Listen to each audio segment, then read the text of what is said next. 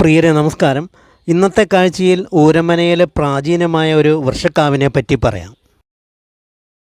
നൂറ്റാണ്ടുകൾക്ക് മുമ്പ് മലബാറിലെ പന്നിയൂരിൽ നിന്നും ഊരമനയിൽ താമസമാക്കിയ ഐരാറ്റുമനയുടെ ഉടമ അവകാശത്തിലാണ് ഊരമനയിലെ ഈ വൃക്ഷക്കാവുള്ളത്.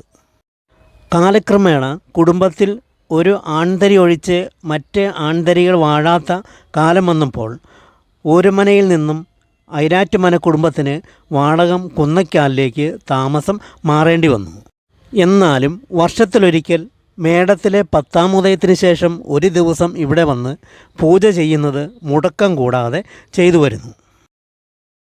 ഊരമനയിലെ ഈ വൃക്ഷക്കാവ് തോട്ടത്തിക്കാവ് എന്നും കാവുംപാട്ട് എന്നും അറിയപ്പെടുന്നു.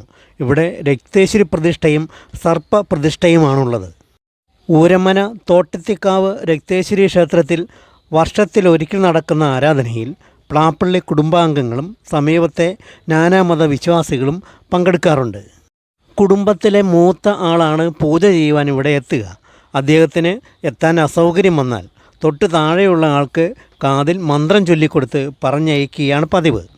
അതിന് പ്രകാരം കാരണവർ ഐരാറ്റുമന വാസുദേവൻ നമ്പൂതിരിയുടെ നിർദ്ദേശപ്രകാരം മന്ത്രം സ്വീകരിച്ച് ഇവിടെ ഇന്ന് പൂജയ്ക്കെത്തിയത് ഐരാറ്റുമന രജീഷ് കുമാർ നമ്പൂതിരിയാണ്. രക്തേശ്വരിക്കുള്ള പൂജയ്ക്ക് ശേഷം സർപ്പത്തിനുള്ള പൂജയും ഇവിടെ ചെയ്യുന്നു. വൃക്ഷാരാധനയും സർപ്പപൂജയും ജീവലോകത്തിനുള്ള പൂജ തന്നെയാണ്. സസ്യജാലങ്ങളില്ലെങ്കിൽ ഇവിടെ ആർക്കും നിലനിൽക്കാനാവില്ല. വേദകാലത്തിന് മുന്നേ തന്നെ ഉദാത്തമായ ഒരു പരിസ്ഥിതി ദർശനം ഉണ്ടായിരുന്നു എന്നതിൻ്റെ ഉത്തമ ഉദാഹരണങ്ങളാണ് ഇവിടുത്തെ ഓരോ വൃക്ഷക്കാവുകളും.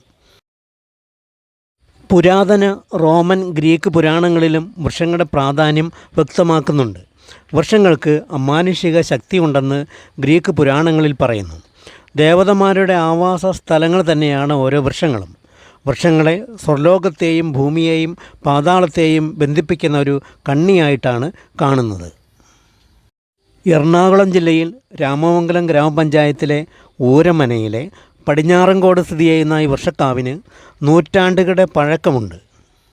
കാലമെത്രയായിട്ടും ആണ്ടിലൊരിക്കൽ ഇവിടെ പൂജ നടത്തുവാനുള്ള സൗകര്യം ഒരുക്കി കൊടുക്കുന്നത് ഊരമന പ്ലാപ്പള്ളിൽ കുടുംബാംഗങ്ങളാണ്.